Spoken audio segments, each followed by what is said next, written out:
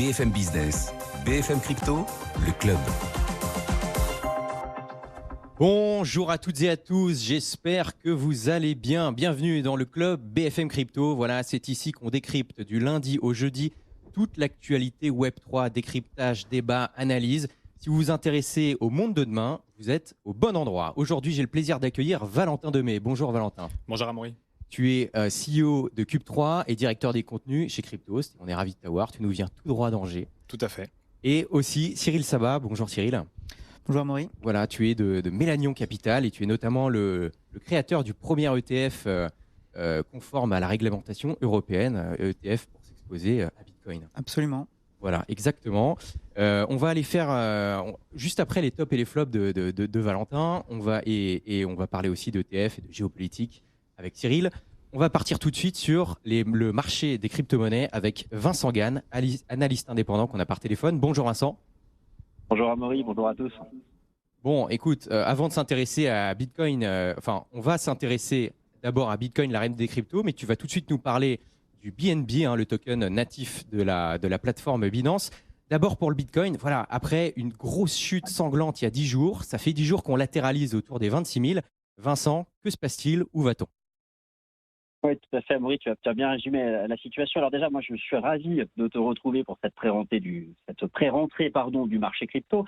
Tu viens de le faire à l'instant, mais je vais rappeler donc le contexte estival de la situation technique du cours du Bitcoin. Il reste en effet sous l'influence de cette session de liquidation massive qui a eu lieu le jeudi 17 août dernier, donc, que tout le monde a gardé en tête. En fait, tout au long de l'été, le cours du Bitcoin, il a latéralisé entre les 25 000 et les 32 000 $. 32 000 $, c'est considéré par le consensus chartiste comme étant la frontière entre le bull market et le marché baissier. Et puis donc, jeudi 17, une session avec fracas qui nous ramène sur ce support des 25 000 $ avec une explosion de la volatilité. Nous sommes toujours sous l'influence de cette session. La volatilité est à nouveau en train de s'écraser sur le cours du Bitcoin.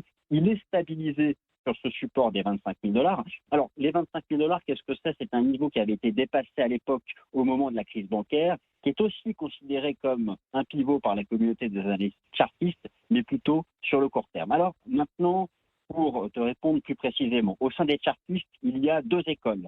La première qui pense que la stabilisation actuelle est une phase d'accumulation haussière avant de repartir en rebond, un peu à l'image de ce qui s'était passé en juin dernier lorsqu'il y a eu toute l'actualité autour des ETF Bitcoin Spot potentiels, en tout cas ceux qui devraient arriver être disponibles au début 2024. Et la deuxième école pense qu'il manque encore, avant de repartir à la hausse, il manque encore une ultime zone de baisse, une ultime chasse, utiliser un peu du jargon de trading, une ultime chasse à la liquidité entre 20 et 25 000 $ avant de repartir. Alors moi, je suis davantage en faveur de cette dernière épisode de peur avant de repartir. Mais encore une fois, et comme d'habitude, c'est le contexte fondamental qui va permettre de trancher, en particulier les grandes corrélations auxquelles le cours du Bitcoin est soumis. Alors ça tombe bien, cette semaine, il y a beaucoup d'actualités fondamentales qui concernent l'économie américaine. Alors on ne va pas parler que de l'économie américaine, mais c'est un fait et personne ne peut le nier. Il y a une corrélation inversée extrêmement forte entre le cours du Bitcoin et la tendance du dollar américain face à un panier de devises donc sur le marché d'échange.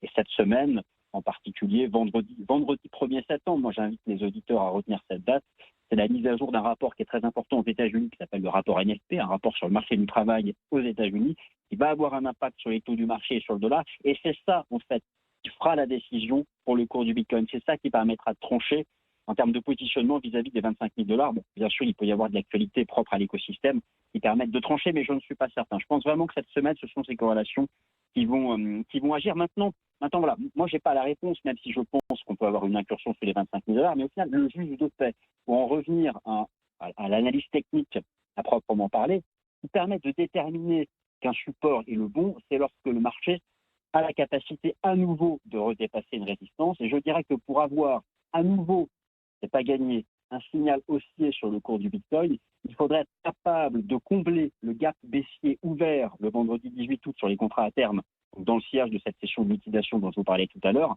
C'est-à-dire qu'il faudrait être capable au moins de redépasser les 27 600 $.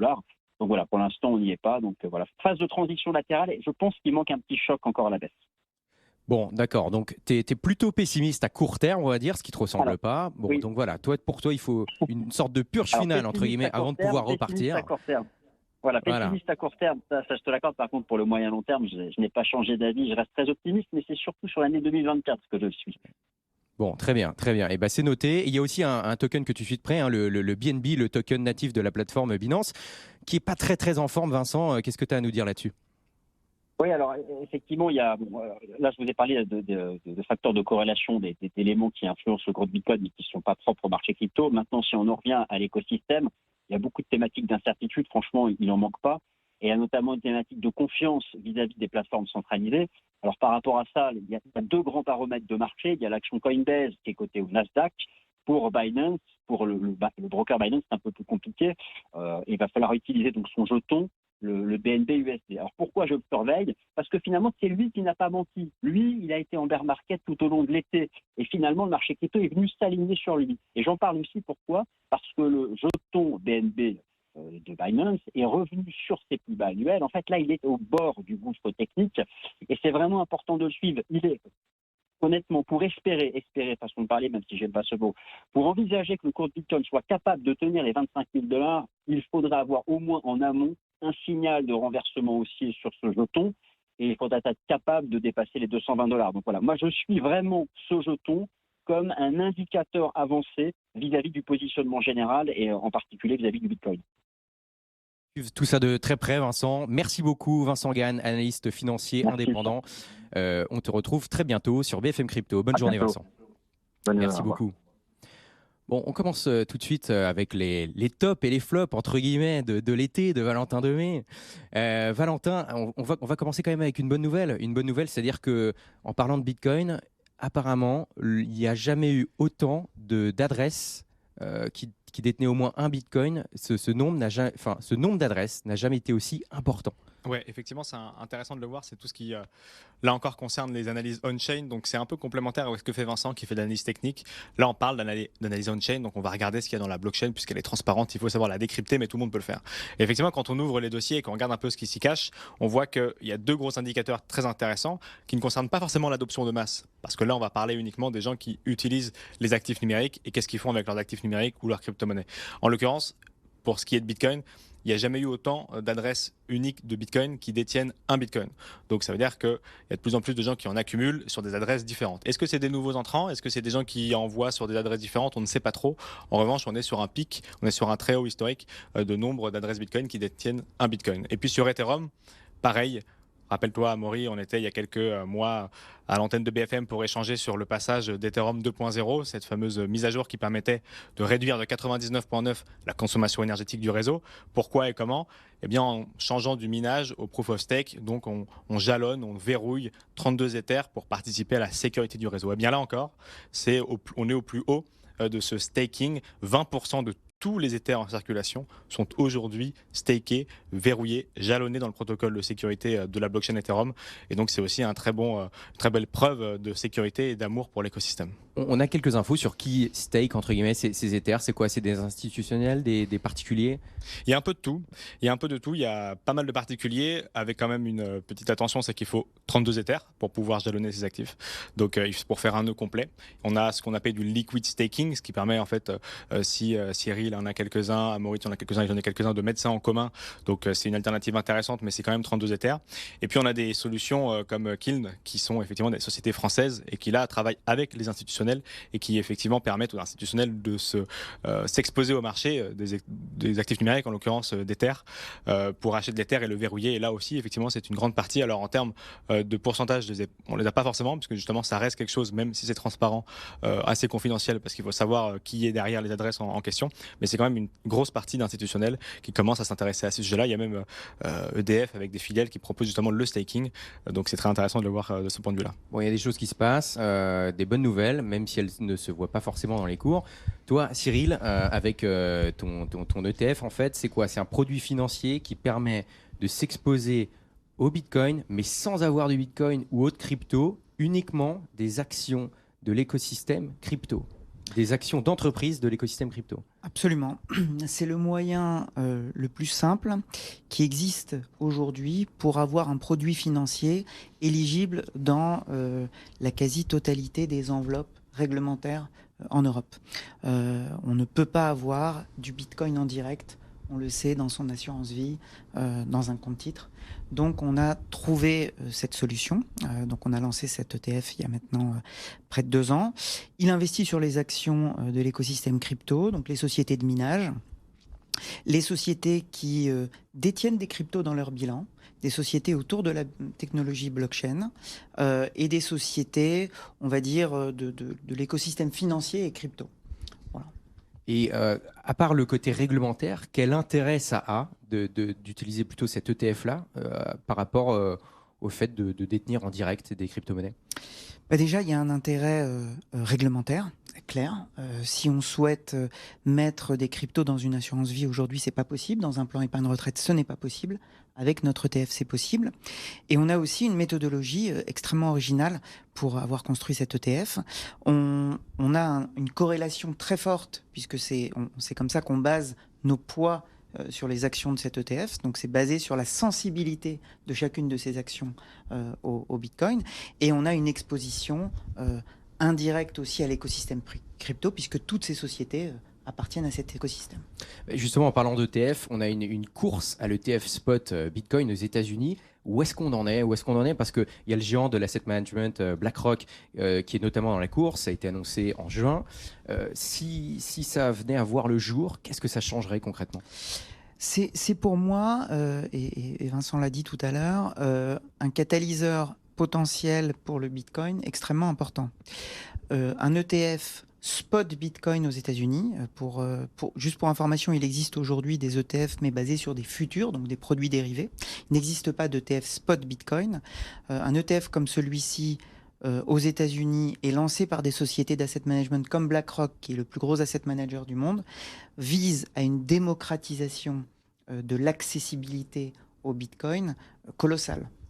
Aujourd'hui, il reste énormément de personnes qui n'ont pas bien compris ou ne connaissent pas ou ne sont pas à l'aise avec les subtilités des plateformes crypto. Avec un ETF, ce serait direct. Ça ferait une sorte de label en plus pour le Bitcoin. Complètement, complètement. Et on peut imaginer la publicité que fera BlackRock s'ils ont le tampon de la SEC pour ensuite mettre ce type de produit dans la plupart des portefeuilles des clients. Ouais. Donc un flux acheteur extrêmement important qui va arriver sur le marché, sur le Bitcoin.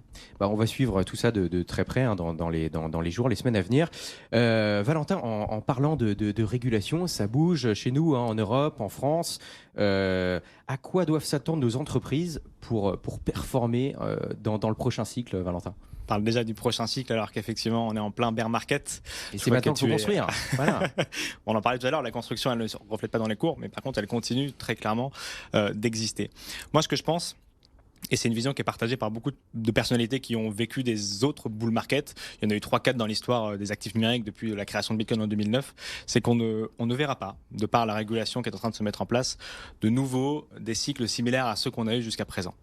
Parce qu'on se positionne effectivement, en tout cas en Europe, même aux États-Unis et dans le monde en général, sur un contrôle accru des actifs numériques, des entreprises qui émettent ces actifs numériques. On parlera de Ripple tout à l'heure, qui est justement était l'une des plus belles performances de ces dernières années, qui est dans un flou juridique aujourd'hui.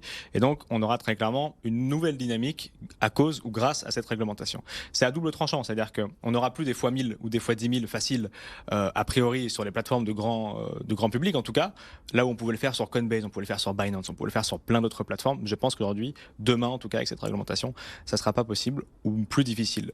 Mais la contrepartie de ça qui est positive, c'est que le grand public pourra enfin venir plus sereinement dans ce monde qui est encore un peu nébuleux parfois, que sont les actifs numériques. On parlait à l'instant avec Cyril de l'ETF Bitcoin ou des produits que met en place Melanion. C'est ultra important et effectivement ça contribue à cette adoption de masse. Donc qu'est-ce qu'on veut faire? Est-ce qu'on veut plutôt rester du côté des gens, on est entre nous, on s'amuse à faire des fois 1000 avec des tokens avec peu de volume, ou est-ce qu'on veut justement changer le monde avec une adoption massive? Moi je suis plus du côté essayer d'apporter à la pierre l'édifice au monde avec les paiements des actifs numériques et autres, auquel cas les cycles seront différents. Pour ce qui est très concret, il y a Mika qui rentre en application dans les prochains mois, les prochaines années en fonction façon, il y a plusieurs rythmes en fonction des entreprises et de leur stade d'avancée. Mais effectivement, ça va cadrer beaucoup de choses, notamment sur les flux entre les entreprises et leurs dirigeants, notamment sur la manière de ségréguer les fonds. C'est-à-dire qu'en théorie, en Europe, on ne pourra plus avoir de FTX puisque les fonds des clients seront ségrégés entre eux.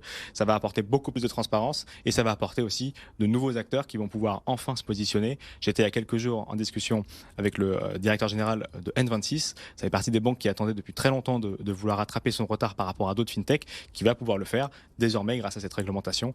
Donc ça va être un peu dur. Je pense que dans les prochains mois, il y aura des entreprises qui vont avoir du mal à passer le cap. Et celles qui resteront, probablement le seront pour des décennies et resteront très ancrées avec le grand public. En parlant de développement de l'écosystème, tu as lancé Cube3 à Angers, voilà, le premier incubateur en Europe Web3. Où est-ce que ça en est là? Il y a plus de 30 startups incubées pour le moment, c'est ça? Exactement, on a 150 candidatures, on a reçu 150 candidatures, ce qui là encore est un témoin vif de la force de l'écosystème en France, parce que c'est en tout cas, si ce n'est pas tous en France, toutes des entreprises francophones. Et l'objectif, c'est d'accompagner entre 20 et 30 entreprises à partir du 9 octobre, en l'occurrence à Angers. Donc on continue de sélectionner les derniers dossiers et de les accompagner effectivement dans cette quête du territoire européen, qui ne sera pas facile, comme je disais, ce sera semé d'embûches, mais on sera là pour les aider à passer avec tout un tas d'acteurs de l'écosystème et de contribuer à la réussite du Web3 en France et en Europe. Il y a aussi un gros sujet de la rentrée, c'est l'account abstraction.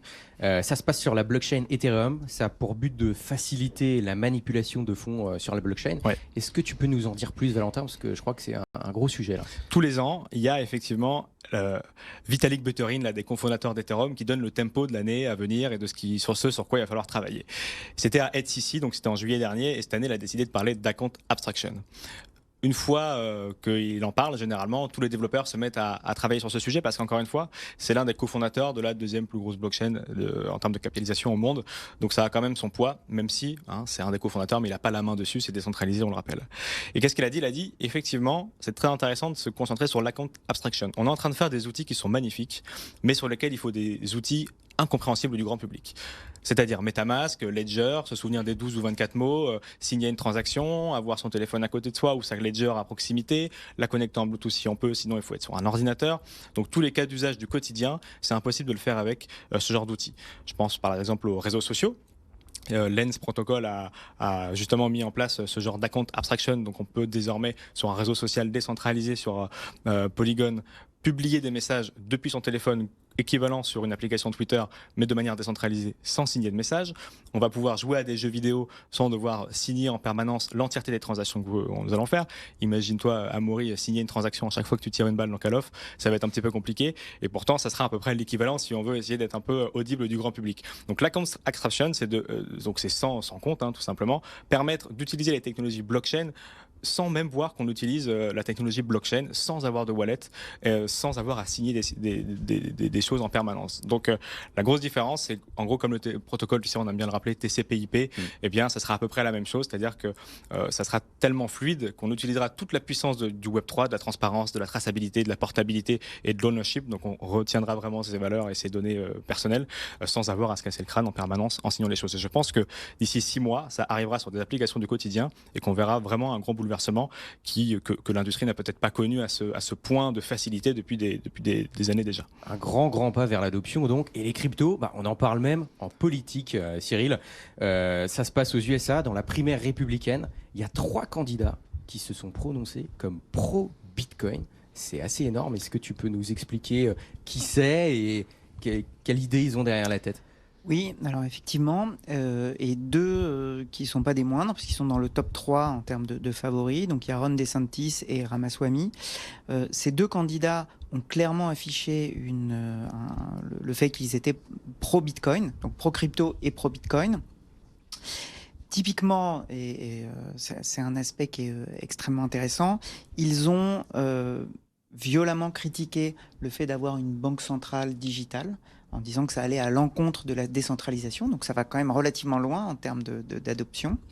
Et globalement, sur ce qui va arriver sur les primaires, l'impact va être important si un de ces 2 candidats est élu, parce que, et c'est un vrai virage qu'on peut voir au niveau crypto. Déjà, pourquoi ils se positionnent comme ça? C'est-à-dire, ils ont des intérêts personnels ou alors c'est par pure conviction Je pense que c'est par pure conviction, puisque finalement il y a aussi d'autres courants qui sortent, mais c'est une vraie conviction. Encore une fois, il y a le fait de se dire qu'on a besoin d'une régulation claire aussi. Ils ont conscience de l'importance aujourd'hui que prennent les cryptos et le Bitcoin en particulier. Donc ils ont la volonté d'avoir une régulation claire. Ils sont convaincus de l'intérêt d'une telle devise digitale. Voilà, donc ça va avoir un vrai impact pour les élections 2024 et un vrai sujet par rapport à l'élection côté républicain ou démocrate, où les démocrates sont globalement plus sceptiques. On sait en particulier qu'il y a une loi qu'ils ont la volonté de faire passer et qui doit taxer les mineurs à hauteur de 30%. Ok, bon, bah, on va continuer à parler de politique, mais de géopolitique cette fois. Hein. Je sais qu'en plus, Valentin, t'aimes bien ça et ça tombe bien parce que Cyril souhaitait en parler aussi. On a les BRICS, hein, donc Brésil, Russie, Inde, Chine et Afrique du Sud d'ailleurs, qui sont en pleine expansion. Hein. Ils ont connu l'adhésion il y a 2 semaines de 6 nouveaux membres, donc ils passent de 5 à 11. Et qu'est-ce qui se passe? Ils veulent créer une monnaie digitale. Pourquoi faire, Cyril? Oui, alors toujours dans ce que disait Valentin, on a cette volonté d'adoption. On le voit, l'adoption peut venir de différentes façons. C'est assez technique côté ETF, mais on l'a vu d'un point de vue géopolitique avec les États-Unis, et ben c'est aussi le cas au niveau des BRICS. Les BRICS, c'est simple, ils veulent essayer d'avoir un peu plus de poids par rapport au dollar, par rapport à l'hégémonie du dollar. Donc aujourd'hui, ils ont la capacité de faire des échanges dans leurs devises, de passer des marchés, mais ils ont la volonté d'avoir une monnaie commune. Et il se pourrait bien qu'elle soit digitale. On a quelques pays en particulier qui sont très pro-crypto, je pense au Brésil en particulier, donc c'est quelque chose qui est poussé. Donc c'est très intéressant, ça pousse de tous les côtés. Voilà, Vincent parlait de l'année 2024 qui serait vraisemblablement un tournant. Je suis assez d'accord. Voilà, entre les news sur l'ETF, la géopolitique, il y aura de quoi faire. Et Valentin, en cas d'adoption d'une monnaie digitale par les BRICS, quel impact ça pourra avoir sur le marché crypto en lui-même? Est-ce que bon, on utilise juste la technologie, mais c'est complètement différencié, ou alors il y a quand même un lien important entre les deux? Ça dépendra de quelle manière effectivement est utilisée la technologie. S'ils utilisent Bitcoin, ça risque de faire beaucoup de bruit. S'ils utilisent leur monnaie numérique de banque centrale, c'est ce que fait en fait un peu, c'est ce que font toutes les grosses puissances en ce moment. On a même l'euro numérique qui arrive dans quelques années, 2027, qui change de nom à peu près tous les 6 mois. Donc tant qu'il ne sera pas arrêté, je ne vais pas me risquer à le redonner. Mais c'est très intéressant de voir effectivement comment on se positionne. Il y a l'envie de combattre l'hégémonie du dollar, il y a l'envie de digitaliser sa monnaie, il y a l'envie peut-être côté aussi chinois de davantage contrôler la fongibilité de cette monnaie et comment elle est dépensée par qui et peut-être même donner des dates de péremption à certaines monnaies. Ça, c'est peut-être le côté le plus effrayant de celle-ci. Mais en tout cas, évidemment, ça donnera crédit si c'est décentralisé à cette vision des cypherpunks. Alors, je vais me faire taper dessus si effectivement je dis qu'elle est totalement corrélée, mais par contre, si c'est sur une monnaie décentralisée, alors on est vraiment dans l'aspect de donner du pouvoir à plus de monde qu'à une seule banque centrale. Je ne sais pas si ça prendra cette forme-là, mais voilà, ça dépendra vraiment de la nature et en fonction de ça, ça donnera une impulsion. Mais je pense que ça sera quelque chose d'assez contrôlé par ces États qui l'émettront. Affaire à suivre, on suivra ça avec la plus grande attention. C'est déjà la fin de ce club, messieurs. Merci beaucoup d'avoir été avec nous. Je rappelle, Cyril Sabat pour Mélanion Capital, qu'on retrouvera prochainement, et Valentin Demey, qui revient déjà de 1. Et d'ailleurs, on abordera notamment le hack de Curve. On suivra un peu les déboires entre la SEC et XRP, et aussi PayPal. Mais liste non exhaustive. On sera aussi avec Alexandre Stachenko demain. Donc à demain, bonne journée, bonne soirée. BFM Business, BFM Crypto, le club.